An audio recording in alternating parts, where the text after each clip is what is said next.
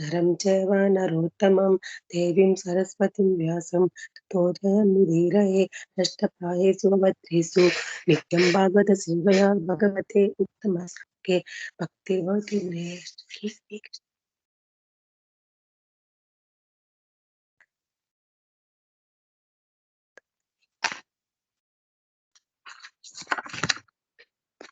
हरे कृष्ण। सूत उवाच आत्मा रामाय च मुनया सूत सूत उवाच उवाच आत्मा रामचन्द्रयो च मुनयो निर्घ्रन्था अपि उरुक्रमे निर्ग्रन्थापि निर्ग्रन्थापुरुषमे कुरुक्रमे कुर्वन्ति अहिति किं भक्तिम् कुर्वन्ति भक्तिं इत्थं भूतहरिः सम्भूता गुणा हरिहा आत्मा रामाश्च मुनयो निर्घन्ता अपि रुक्रमे कुर्वन्त्य अहितु किं भक्तिम् इत्थं भूत गुणः हरिः। अनुवाद श्रील प्रभुपाद की जय। यद्यपि आत्मा रामों के विभिन्न भेद विशेष रूप से वे जो आत्म साक्षात्कार के पद निवृत्ति मार्ग पर स्थापित हो चुके हैं, समस्त प्रकार के भौतिक बंधन से मुक्त रहते हैं, तो भी वे भगवान की अनन्य भक्ति करने के इच्छुक रहते हैं। इसका अर्थ यह हुआ कि भगवान में दिव्य गुण है, अतएव वे मुक्त आत्माओं सहित प्रत्येक व्यक्ति को आकृष्ट कर सकते हैं। तात्पर्य श्रील प्रभुपाद द्वारा श्रील प्रभुपाद की जय। श्री चैतन्य महाप्रभु ने इस आत्मा श्री श्री चैतन्य महाप्रभु ने इस आत्माराम श्लोक की व्याख्या अपने प्रमुख भक्त श्रील सनातन गोस्वामी के समक्ष अत्यंत विस्तृत रूप में की। उन्होंने इस श्लोक में 11 तत्वों का संकेत किया है। ये है आत्माराम, मुनया, निर्गंथ, अपि च उरुक्रम, कुर्वन्ति अह्युतिकिम भक्तिम, इत्थम भूत गुणः तथा हरिः।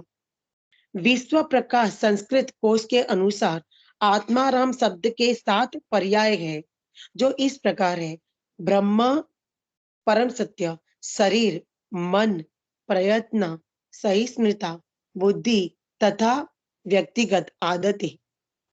मुनया शब्द का प्रयोग इन अर्थों में होता है: जो विचारवान है, जो गंभीर तथा शांत है, तपस्वी, अध्यवसायी, परिव्राजक, ऋषि तथा साधु संत, ऋषि तथा साधु संत। निर्ग्रंथ शब्द से निम्नलिखित भावों का वहन होता है: जो अविद्या से मुक्त है, जिसका शास्त्रीय आदेशों से कोई संबंध नहीं है, अर्थात जिसे नीति ग्रंथों, वेदों, दर्शन, मनोविज्ञान तथा तत्व ज्ञान आदि में वर्णित विधि विधानों के पालन करने की व्यवस्था नहीं है। दूसरे शब्दों में मूर्ख, अशिक्षित, बदमाश आदि, पूंजीपति तथा निर्धन।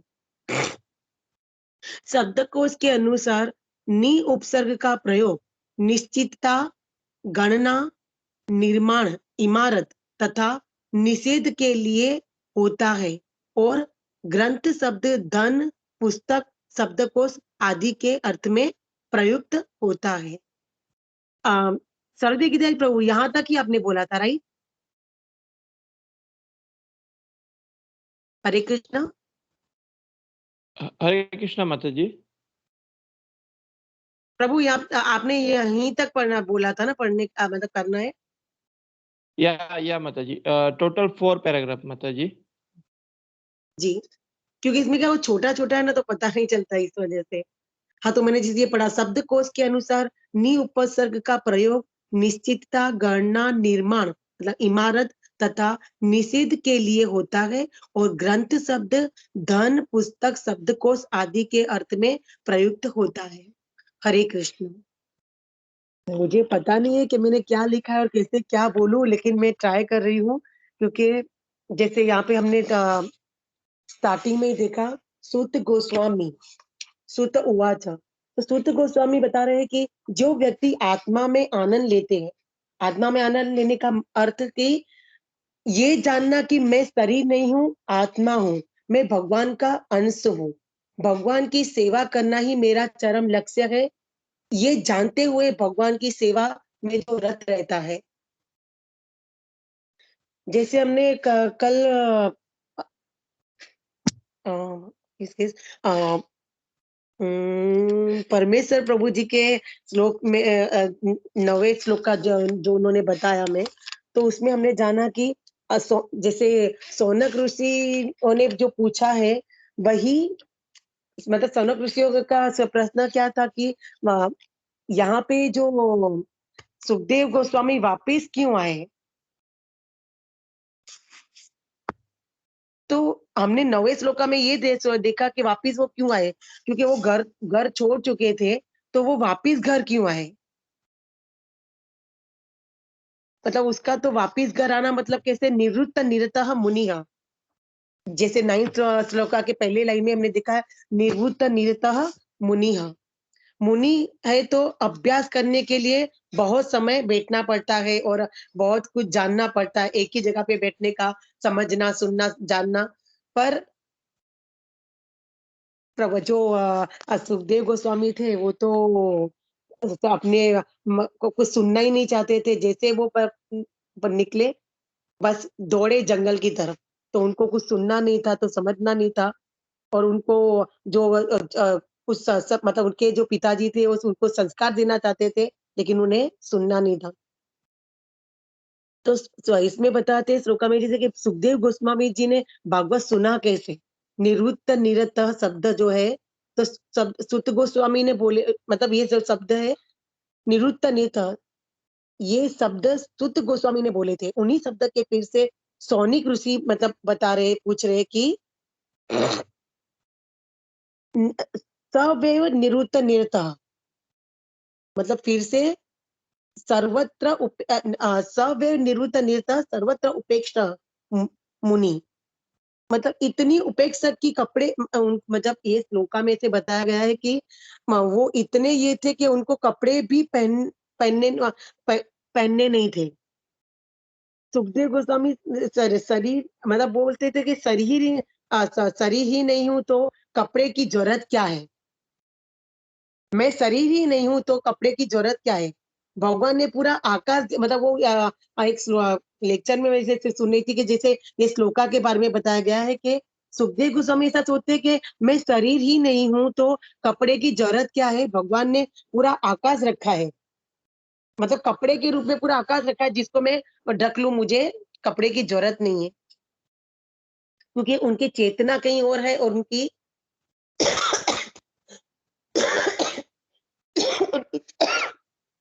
इतनी चेतना है, सर्वत्र उपेक्षा का मुनि है ये, कि प्रभुति ये इतना बड़ा भाग, मतलब सॉरी सॉरी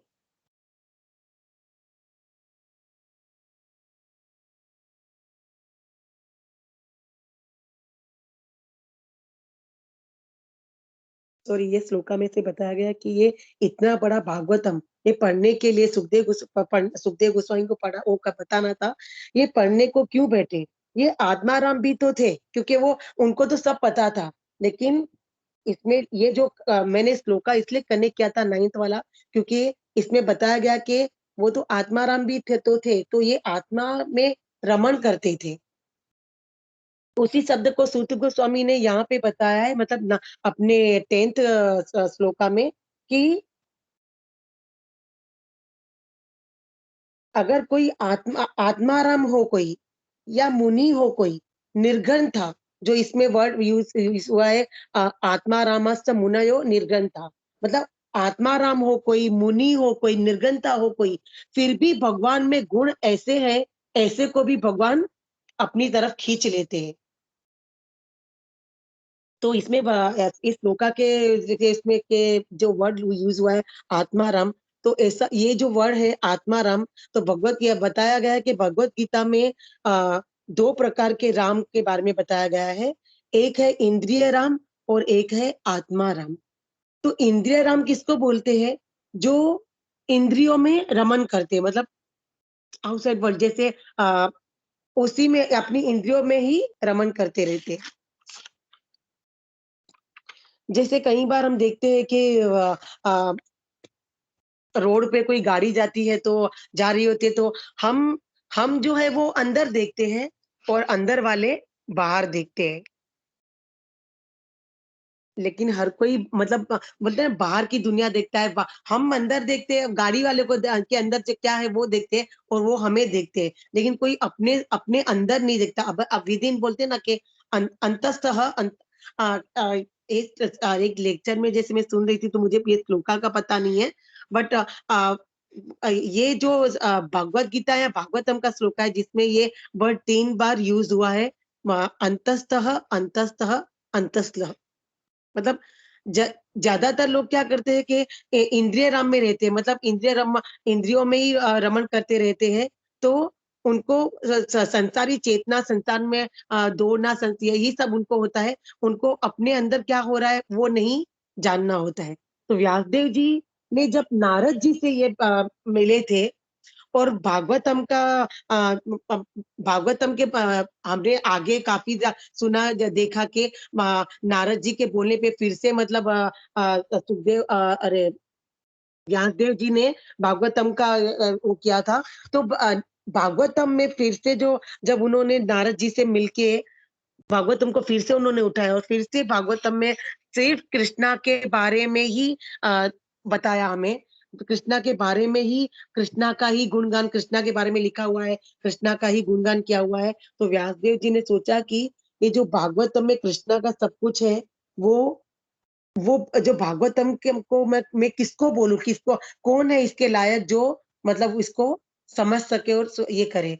तो उन्हें मतलब जो उन्हें अपना बेटा ही याद आया, सुखदेव गोस्वामी, जिसको वो बता सके। लेकिन सुखदेव गोस्वामी तो जंगल में चले गए थे, तो वो कैसे उनको मतलब फिर से वापस लाए। यहाँ पे सौनक मुनियों ने पूछा कि फिर से सुखदेव गोस्वामी क्यों घर पर मतलब घर आए। तो सुखदेव गोस्वामी इसलिए आए थे क्योंकि सुखदेव गोस्वामी व्यासदेव जी ने क्या किया था कि जब नारद जी के कहने पे अपना ये भागवतम में से कृष्णा का गुणगान का लिखा, तो उस उससे व्यासदेव जी ने अपने बेटे को याद किया ये भागवतम का पूरा बताने के लिए। तो व्यासदेव जी ने क्या किया, अपने जो शिष्य थे काफी, उनको थोड़े श्लोका थे जो काफी अच्छे से इम्पोर्टेंट श्लोका थे, वो उन्होंने उनको एकदम रटा के, बोलते ना एकदम एकदम ही पक्का हो जाए, उनको रटा के उनको भेजा जंगल में कि ये अगर वो श्लोका बोलेंगे और मेरा बेटा सुनेगा तो। और वैसे ही हुआ कि वो जो व्यासदेव जी ने अपने शिष्यों को बोला कि तुम ये अब श्लोका है वो जंगल में जाके बोलो और मेरा बेटा वो सुनेगा। तो और ऐसे ही हुआ कि उन्होंने वो जो श्लोका थे वो जंगल में जाके बोला, तो सुखदेव गोस्वामी ने वो सुने। और वो 2 श्लोका वो सुखदेव गोस्वामी जो सुने थे, वो श्लोका, एक श्लोका क्या था जिसमें वो उद्धव जी ने बोला था। तो वो श्लोका नहीं पता है मुझे, लेकिन वो श्लोका का जो श्लोका में जो बताया गया था वो मैंने सुना। तो वो उसमें ऐसा उद्धव जी ने जो श्लोका बोला था उसमें ऐसा बताया गया है कि हमें पता है कि पूतना जो कृष्णा को मारने आई थी, तो कृष्णा ने क्या किया था, उसका ही उद्धार कर दिया और उसको माँ का दर्जा देके उसका उद्धार किया था। मतलब कृष्णा जो पूतना जो थी वो कृष्णा को मारने के लिए आई थी, और कृष्णा ने उसका उद्धार किया और उसको भगवत धाम भेजा और माँ की पदवी दे दी। और ये सुना सुखदेव गोस्वामी ने, तो मतलब कि ऐसा कौन हो सकता है जो मतलब जो जिसे मतलब जो उसे मारने गया था उसने उसको भगवत धाम भी भेजा और माँ की पदवी भी दे दी, उसका ऐसे उद्धार कर दिया। तो ये सुखदेव गोस्वामी ने जाना कि ये तो सिर्फ कृष्ण का मतलब बोलते हैं ना, कृष्ण के गुण है, कृष्ण के गुण मतलब कृष्ण की कृपा है ये। और दूसरा एक ये श्लोक का सुना, और दूसरा सुखदेव गोस्वामी ने ये सुना कि जहाँ भगवान गैया चरा के आ रहे हैं, और भगवान है इतने सुंदर, लेकिन वो पूरे धूल से भरे हुए थे, उनका मोर पंख, उसका फेस, उनका सब पूरा जो शरीर है वो धूल से मतलब डस्ट मतलब धूल से पूरा धूल लगी हुई थी उनके पूरे शरीर पर। और भगवान की वो सुंदरता था, वो सुंदरता का था। तो पहले श्लोक में हम दो श्लोका से वो ये आकर्षित हुए थे और ज्यादा जानने के लिए भागवतम के बारे में। तो एक तो था भगवान की कृपा, और दूसरा था सुंदरता। तो ये सुनकर सुखदेव गोस्वामी वापस घर आए थे, और उनको ज्यादा अध्ययन करना था। और मतलब ऐसा जो ये श्लोका में जो बताया गया है, कुर्वन्त्या हेतु की मतलब सॉरी, आत्मा रामास्त मुनयो निर्गंथा उपयुग अप्युरुक्रमहि कुर्ता कुर्वन्त्या हेतु की भक्ति मिथा मुह भूत गुण हरिहा। तो इसमें बताया गया है कि पूरा अध्ययन किया है, क्या किया, ऐसे ऐसे लोग हेतु की भक्ति कर मतलब ऐसे ऐसे लोग हेतु की भक्ति करते हैं जिसमें हेतु नहीं होता। एहुति मतलब बिना मतलब का, बिना मतलब कोई जैसे एक माँ बाप का करते, माँ करती है प्यार जैसे बिना मतलब का। तो ऐसे इसमें बताया गया है कि क्योंकि भगवान के गुण ही ऐसे थे कि गुण ही ऐसे है कि कुर्वन्त्या हेतु की भक्ति मिथ्या कुर्वन्ति हेतु किम भक्तिम इत्थम भूत गुणः हरिः। तो अयुति की भक्ति भगवान में गुण ही ऐसे है कि सॉरी मैं थोड़ी ब्लैंक हो गई। अहुतिक भक्ति कर जिसमें हेतु नहीं, क्योंकि भगवान में गुण ही ऐसे है कि आदमी सिर्फ भक्ति करे और कुछ जानने का नहीं है, सिर्फ भक्ति करनी है।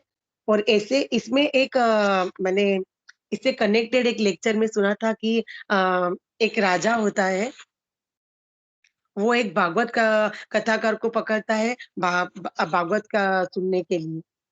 तो वो बोलता है कि अगर तुम मुझे है ना अ, अगर तुम मुझे भागवतम सुनाओगे अगर और मुझे वो समझ में आ गया, तो मैं तुम्हें मेरा आधा राज्य दे दूंगा।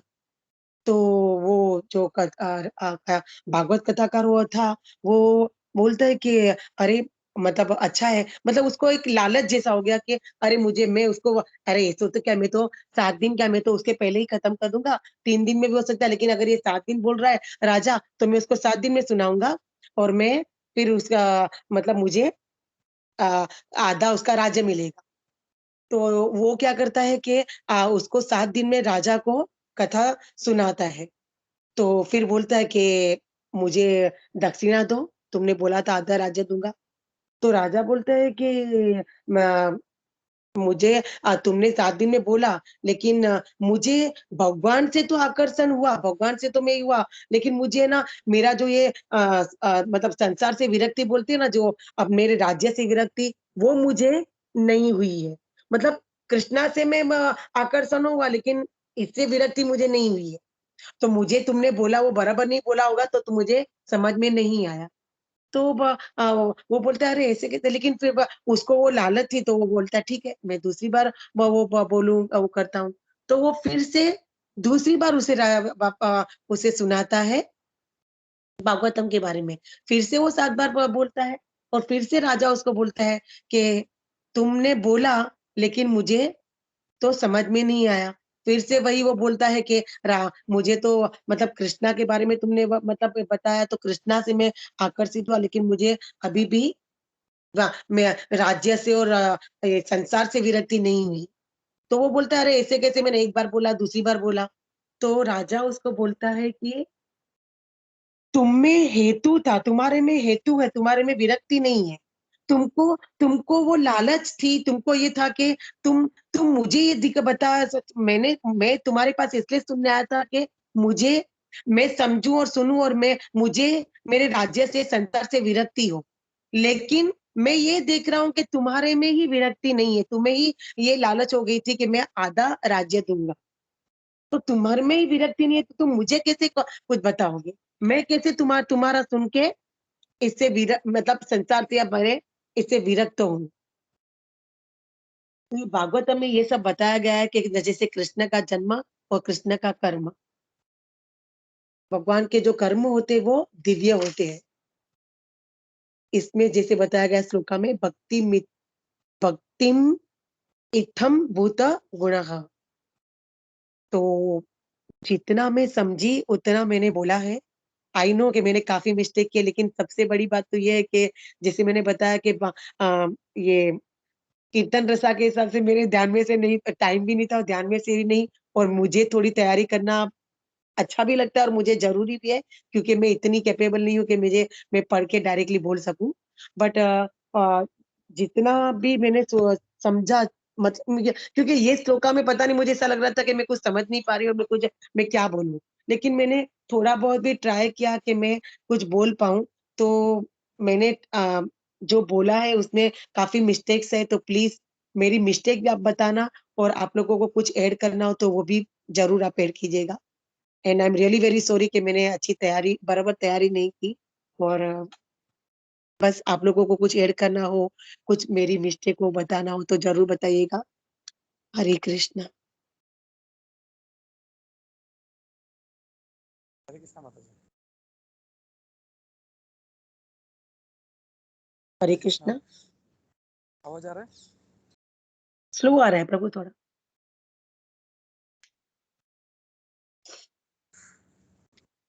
अभी आ रहा है माता जी? हरे कृष्ण। जी प्रभु। नहीं, मेरे को खाली ये ऐड करना था कि ये जो श्लोका है, ये कहें कि बहुत इम्पोर्टेंट श्लोका है, और इसका एक मेन चीज़ ये है कि ये वही श्लोका है जो अपने सार्वभौम प्रभु, जो अपने चैतन्य महाप्रभु के समय जो थे, जो उनको घर, सार्वभौम भट्टाचार्य, जो उनको घर पे लेके आए थे, तो उन्होंने जब उनसे कहा भागवतम मतलब आपको समझना चाहिए, सीखना चाहिए, तो उन्होंने जो था इसी श्लोक पे उनको व्याख्या किया था भागवतम के, लेकिन इट वाज टोटली मतलब जो था एक निराकारवादी परसेप्शन के साथ में था। तो उन्होंने बोला कि नहीं, आपने जो बोला मुझे कुछ भी नहीं समझा, और उन्होंने फिर बोला अच्छा ठीक है आप मुझे समझो। तो फिर बाद में चैतन्य महाप्रभु ने इस श्लोक पे उनको वैष्णव परसेप्शन दिया, और न सिर्फ ये, यही इसी श्लोक को उन्होंने 64 अलग अलग तरीके से सार्वभौम भट्टाचार्य जी को समझाया था ये श्लोक। तो this is very very important श्लोक। हम लोग इसे समझ सकते हैं कि खुद चैतन्य महाप्रभु इसको 64 मतलब उन्होंने 64 उसका अंडरस्टैंडिंग दिया है। तो मतलब हम लोग कैपेबल नहीं है इसको कुछ इसको ग्रास्प कर सके या इसको, बट लेकिन जो भी थोड़ा बहुत अपना बुद्धि है, जो जैसे प्रभुपाद ने हमको समझाया, तो उससे हम लोग समझने का प्रयास कर रहे हैं इसमें। तो बहुत अच्छा अटेम्प्ट था माता जी आपका। तो इसमें खाली और एक चीज़ ऐड करना चाहता था मैं कि ये जो श्लोक है इसमें आत्मा के अलग अलग मीनिंग दिए हुए हैं इसमें। तो उसके हिसाब से जो आत्मा राम है उसका मीनिंग भी चेंज होता है।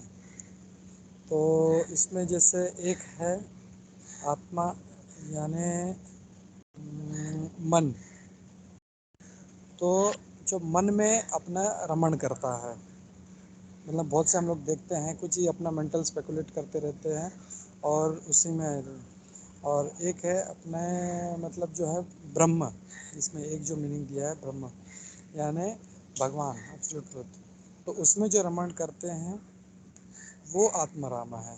और फिर एक मीनिंग है उसका शरीर, तो जो अपने शरीर में जो है रमण मतलब एंजॉय करते हैं, तो वो भी जो है एक तरह से मतलब अपने आप में एंजॉय कर रहे हैं।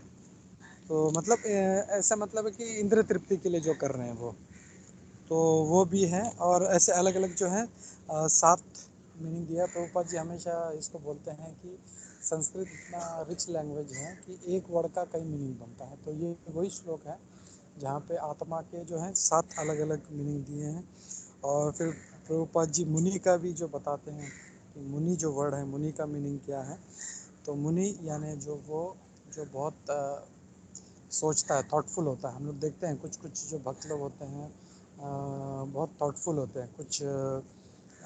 कुछ भी कार्य करने के पहले मतलब उनका विचार शक्ति उसमें लगाते हैं कि ये हमको अगर करना है तो कैसे करना है, या कुछ बोलना है तो कैसे बोलना है। तो ऐसे जो हैं मुनि, ऐसे जो लोग हैं वो मुनि कहलाते हैं। फिर दूसरा जो है बहुत ग्रेव होते हैं, यानी एकदम सीरियस। हम लोग कुछ भक्त लोग देखते हैं एकदम सीरियस होते हैं, तो वो लोग भी जो हैं मुनि हैं। फिर जो हम लोग देखते हैं एस्केटिक्स, यानी जो साधु लोग जो घूम रहे हैं उनको भी मुनि कहा जाता है। जो परसिस्टेंट है, यानी उनको अगर कोई चीज़ उनको पानी है, जैसे अगर वो कोई दृढ़तापूर्वक कोई व्रत लिया है या कुछ पढ़ना है तो परसिस्टेंट है उसमें, तो उनको भी मुनि कहा जाता है। और मेंडिकेंट्स जो भिक्षुक हैं उनको भी मुनि कहा गया है। सेजस और सेंट्स तो हम लोग वो जानते हैं, साधु महात्मा, ये लोग भी उस मुनि में आते हैं। और दूसरा जो वर्ड है निर्ग्रंथः, तो यहाँ पे भी प्रभुपाद जी एक्चुअली मतलब हम लोग इतना समझ में नहीं आ पाएगा, लेकिन प्रभुपाद जी ने इसको परपट में इतना सिंप्लीफाई कर दिया है कि ग्रंथ का भी उन्होंने अलग अलग मीनिंग दिया है। एक ग्रंथ यानी जो हम लोग देखते हैं, जो जैसे भागवत ग्रंथ है, जो भी बुक्स हैं, एक वो, और एक है ग्रंथि जो हम लोग बोलते हैं ना हृदय ग्रंथि, तो उससे कनेक्टेड है ये। तो निर्ग्रंथि मतलब जिसका कोई कनेक्शन नहीं है, कोई ग्रंथि, कोई नॉट नहीं है उसका, वो। सब और बंधन हाँ माता जी। सब बंधनों से मुक्त होते हैं ना जो। हाँ वो। तो ये अलग अलग जो है मतलब मीनिंग प्रभुपाद जी इसका यहाँ पे एक्सप्लेन कर रहे हैं। तो दिस इज मतलब वेरी वेरी इम्पोर्टेंट श्लोका। और नी का भी जो है प्रभुपाद जी बोलते हैं कि अलग अलग है, कि नी यानी एक तो सर्टेनली, दूसरा है जो काउंटिंग, तीसरा है बिल्डिंग, और चौथा है फॉरबिडेंस। यानी निर्ग्रंथि यानी पक्का, जो सर्टेनली जो है मतलब जो बुक्स पढ़ते हैं वो। और काउंटिंग यानी जो काउंट करते हैं वो, निर का मतलब। और फॉरबिडेंस यानी जो अपोजिट है जिसका। निर्ग्रंथि मतलब जो ग्रंथ के मतलब जो ग्रंथि के अपोजिट है, जिनको कोई कनेक्शन नहीं है। तो ये सब जो है इसमें आज के श्लोक में प्रभुपाद जी कह रहे हैं, तो यही मुझे ऐड करना था। तो हरे कृष्णा। इसमें एक ये बात थी ना कि जैसे सार्वभौम भट्टाचार्य जी ने श्री चैतन्य महाप्रभु जी को साधारण समझा था कि, और उनको वो एक प्राउड जैसा होता है ना कि मेरे पास तो दूर दूर से लोग आते हैं समझने और सुनने के लिए और सीखने के लिए, और ये बोलता है कि मुझे तो कुछ भी मतलब समझ में नहीं आया, क्योंकि चैतन्य महाप्रभु जी ने उनको बोला ना कि मुझे कुछ समझ में नहीं आया। तो उन्हें अपना सार्वभौम भट्टाचार्य उनको बोलते हैं फिर से ठीक है मैं तुमको फिर से बताता हूँ। तो उन्होंने जो 9 बातें बताई ना, तो बोला कि ठीक है अभी तुम समझा ना, अभी ठीक है तुमको ये नहीं समझ में आया, अभी तुम मुझे समझाओ। तब श्री चैतन्य महाप्रभु जी ने उन्होंने 9 बोला, तो इन्होंने श्री चैतन्य महाप्रभु जी ने उनको 18 बातें बताई। और फिर ऐसे एक लेक्चर में सुना के 61 के 65 ऐसा टोटल कुछ 64 बातें थी जी। 64 अलग अलग तरीके से समझा था उनको। सार्वभौम भट्टाचार्य को ऐसा था कि मतलब दूर-दूर से लोग आते हैं और मतलब मुझसे सीखने के लिए, समझने के लिए, और ये इसको समझाया तो ये बोलता है कि मुझे समझ में नहीं आया। और फिर जब चैतन्य महाप्रभु ने उनको बहुत सब न उन्होंने 9 बोला और इन्होंने ऐसे ही चैतन्य महाप्रभु जी ने 18 बातें बोली और सब आगे सब बताया, तब उनको पता चला कि ये साधारण आदमी नहीं है, सार्वभौम भट्टाचार्य जी को। हरे कृष्ण। तो उसके बाद वो उनके भक्त बन गए फिर चैतन्य महाप्रभु के। जी। वो एक्चुअली मैंने लेक्चर में मतलब सुना था और ये पता भी था, लेकिन काफ़ी कुछ ऐसा है अभी टाइम के हिसाब से भी इतना वो नहीं हाँ, हो टाइम सकता। के और हिसाब से हाँ। इसलिए मैंने सोचा मैं और ऐड कर देता हूँ। हर बहुत लेक्चर इम्पोर्टेंट। में यही सुनने को मिलता है कि ये श्लोक का मतलब ना पूरे भागवतम का जैसे इम्पोर्टेंट जैसे बोले ना वैसे सब है, लेकिन ये समझने के लिए और ये जो बताया है पूरा सुखदेव गोस्वामी जी का और इनका, तो इसके हिसाब से ये सब बातें भी थी, तो मैंने जितना मतलब थोड़ा काट काट करके जितना हो सका उतना बताया। हरे कृष्ण।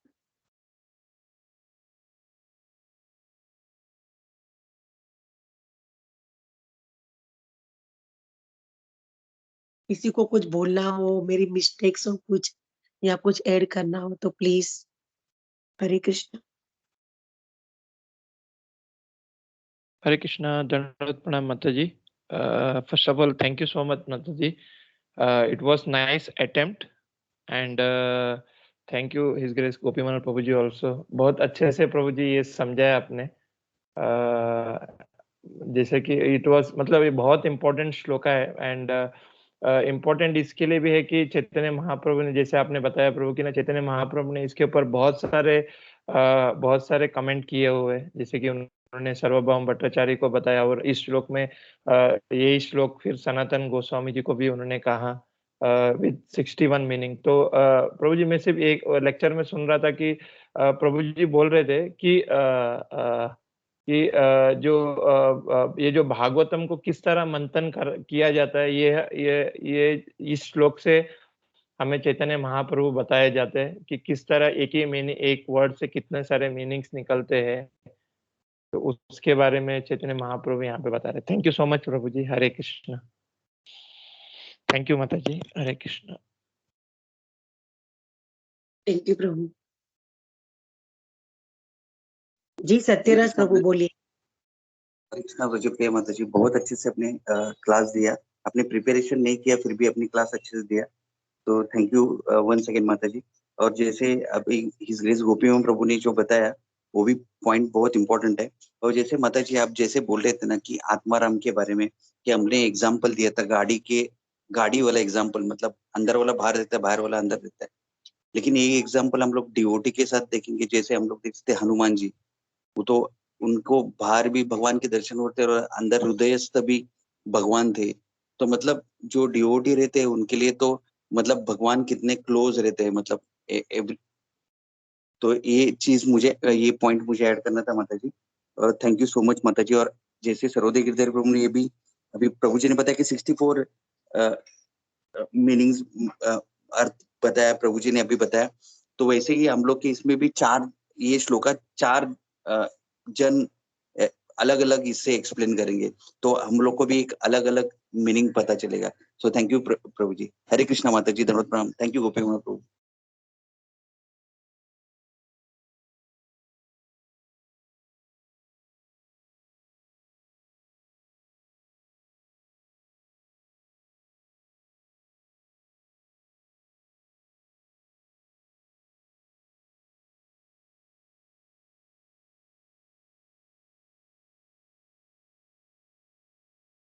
हरे कृष्णा. किसी का कुछ पॉइंट है, ऐड करना है?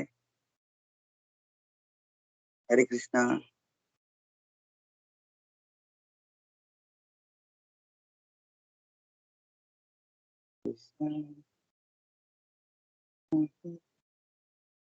हरे कृष्णा माता जी. जी प्रभु. माता जी शायद किसी को पॉइंट कुछ नहीं है, तो माता जी आप नरसिंह आरती प्लीज. जी प्रभु. थैंक यू प्रभु. हरे कृष्णा. श्री नरसिंह देव भगवान की जय. नमस्ते